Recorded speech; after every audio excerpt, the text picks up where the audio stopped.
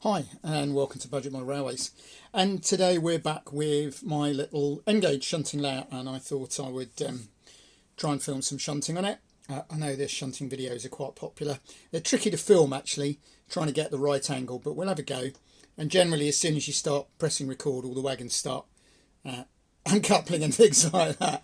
I was shunting with this quite happily for about half an hour earlier, so we'll see what happens. There's quite a few videos on this if you're interested further back. It was originally made in two parts. There's a join here. I must put a chimney or something there to hide it. And it went in the top box on a motorbike. Motorbike's gone, so it doesn't fit the top box anymore. So I joined it together. There's a video on this a little while back. I neatened up the front, put some brick paper on. But it's still one of my favourite layouts. The buildings, although they are Metcalfe, are all adapted. So this is shortened, that's a low relief, even the arch thing there, the walkover is actually shortened. And the buildings at the other end are scratch built from leftovers from other bits of project. So, you know, although it's Metcalfe, they're actually all quite original Metcalfe buildings, except for the engine shed, the signal box and the shed. And I've got a little garden there with the signalman. I'd have to be the relief signalman because the signalman should be busy signalling. And there's some quite nice detail, and if I remember at the end I'll do some close-ups. But there's quite a bit on it in other videos. Just going to get my ruler because people always ask this. So it's 28 inches by 5 inches, so it's not the world's biggest layout. It is a classic inglenook in so much that it's got three sidings. I'm bound to get people again saying, oh, classic inglenook is a 5-4-3 or a 5-3. No, it isn't. Go and read Cyril Freeze's books. An inglenook is whatever you want it to be, ideally with three sidings and 2 points. But unfortunately, some elements of the hobby seem to have hijacked it. There seems to be a system, I think it's in North America, where it's very rigid and laid down. But that isn't what this is about. So we'll have a go. So these are all bar one are Pico wagon kits that I painted and really enjoyed. I'm a big fan of them in N-gauge. And I've got some photo cards that I managed to print off for the shunting. So let's see how it goes. Let's say generally, as soon as I press record, everything goes wrong. But it is nice as well. I know people prefer the UK layouts. I haven't had as much interest in my American one. Can't actually sell my Japanese layout. Nobody seems particularly interested, I guess, because it's Japanese. So we're back to the UK. So I'm going to pick 4 wagons. There we go. And I got my brake van at the end there. Now this will run quite a bit slower than this, but otherwise I think it makes the video a bit long-winded. So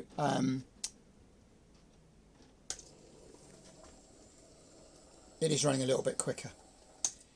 If you've seen my videos before, you'll know that I'm more than happy with uncoupling hooks. I don't get on with all the various auto couplers. Personally, they don't seem any more reliable than this, and it means a lot of expense and time and trouble. And it also, from my perspective, means having to move the wagons to where the uncouplers are, which isn't what you'd do in real life. You'd uncouple them where they are. So all in all, I'm quite happy to do it this way. I find the standard Arnold couplings really easy with a coupling hook. Much easier, in fact, than tension lock couplings. I find you don't even really need to see what you're doing. In fact, that one can stay there. They just lift out of the way, and they seem to couple very reliably.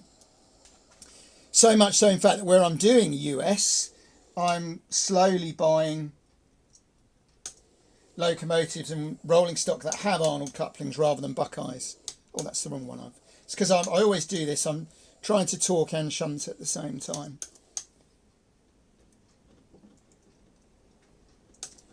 No, I didn't think that one had gone. There we go.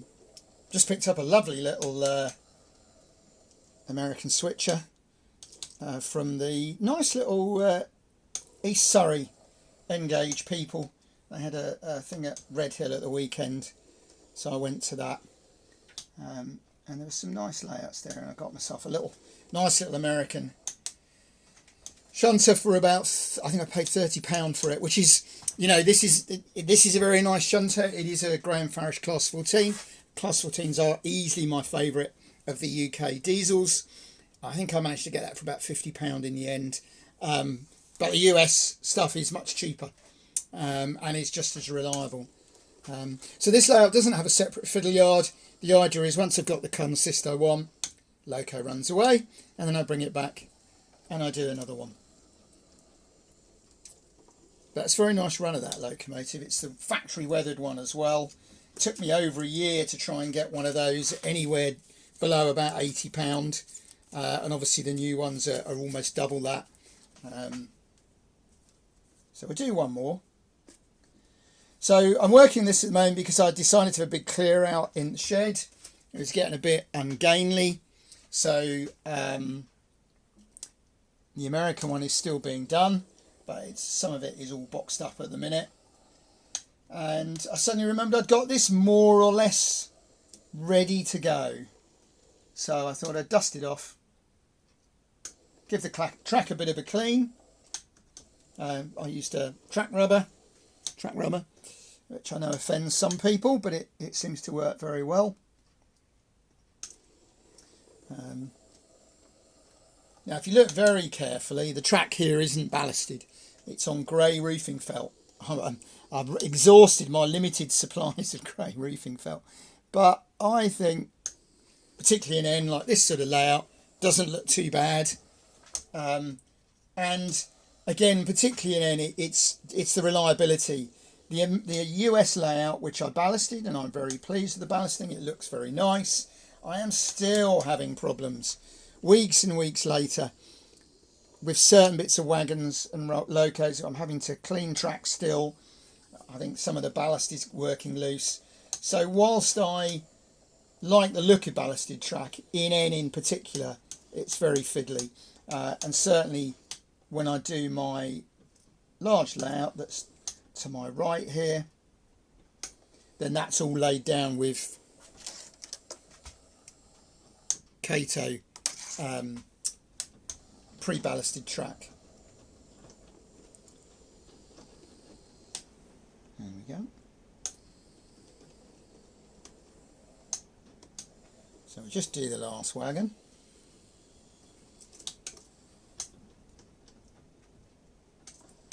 Now actually, before I was filming, I got a seat and was sitting almost at eye level to this, and you can still shunt and you get a much nicer view of the layout rather than the usual sort of standing and bird's eye view that I'm doing here. And when I've done this, I'll take the camera off the tripod and do some close-ups of the layout. But as I say, if you're interested, go back. There's quite a few videos on this. So there we go. And I like quietly shunting. These wagons are very reliable. As you can see, this has all worked very nicely. Let's just take this off. So there's some nice detail here. The buffer stops are just cardboard done with felt tip pens. Classic PK back scene. Your buildings. I've got some busyness going on in the goods yard. Some quite nice signage. A few vehicles, bit of a hill up and over there. I really like this area. Remind me of a customer I used to go to very near Kernell Models, actually, down in Cornwall, in an old, I think it was an old technical college, but that had a big building like that on it. It's got an integral controller there. It's on, I won't lift it, but it's just on standard frame. It's a bit of old shelf with some timber underneath, plywood back scene. So there you go. Hopefully you've enjoyed that. A little bit of UK for a change. I'm not going to get UK big. It's proved very, very problematic trying to get cheap, reliable locomotives. It's just not happened, basically, apart from the Class 14. The newer stuff, some of it's reliable, some's not, even at new. It's all vastly more expensive than buying Japanese and particularly second-hand American. But I do like this one. It's nice to have a little layout to run it on. So there we go. Thank you for watching, and we'll speak to you again soon.